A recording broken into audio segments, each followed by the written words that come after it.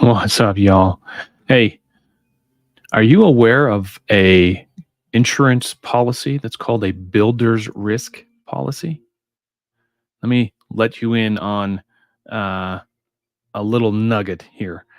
If you're relying on the homeowner's policy to cover you and your work, should something bad happen while you or one of your subs is in their house doing work, uh, let me tell you, you don't have coverage. That homeowner's policy is not going to cover accidents and liability claims uh, for the work that you are doing or your subcontractors are doing. You have incredible exposure there. So um, I would highly recommend that you have a builder's risk policy in place for every project you're doing over a certain dollar amount. And that dollar amount is very low, like $10,000 low, right? Because the last thing you need is for accidents to happen and then put you out of business. Make sure you have the coverage.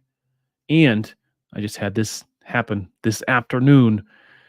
I have a client who is letting the homeowner, the building owner, do some work while he's in there doing work, right? They've got some overlapping trades that they're doing. Nothing inherently wrong in that, except for my client has incredible exposure for if one of his clients or the building owner's subcontractors or the building owner himself doing work on that property does something that that is catastrophic, right? Leaves the oily rags in a bucket, burns the place down. That is not going to be, unless he contractually and legally and coverage wise covers that risk gap. He is taking 100% of the risk for the work that he's not doing. So get it straight. Get a builder's risk policy in place, and if anyone is doing work on that property, doesn't matter who they are, you need to make sure that they're covered as additionally insured or vice versa under that builder's risk policy. Because if not, you're done, son. You're going to be done. It's going to happen. Yes. I'm glad you do. Builder's risk policy. It's cheap. It's like super cheap. I want to say like 0.02% of the value of the project or something like that. I mean, it's or 0.2%. It's less than a percent worth worth 100% of sleeping better at night. You know what I'm saying? So, word to the wise. Do I have a recommendation for a policy seller? I do not. Well, I mean, I know agents here locally in Bend, Oregon. I used to recommend Rogue Risk before they'd stopped. They're not letting business anymore.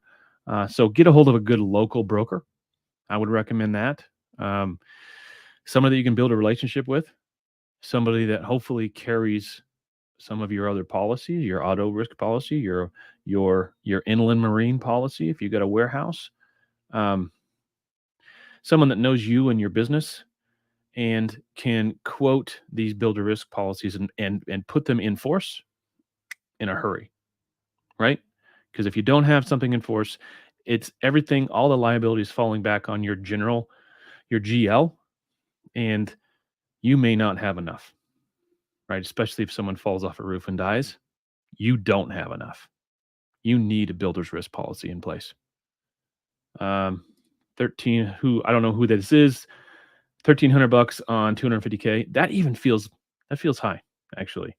But I haven't been in a position to get one quoted in a long time. So maybe that's the right number. So yeah, there you have it.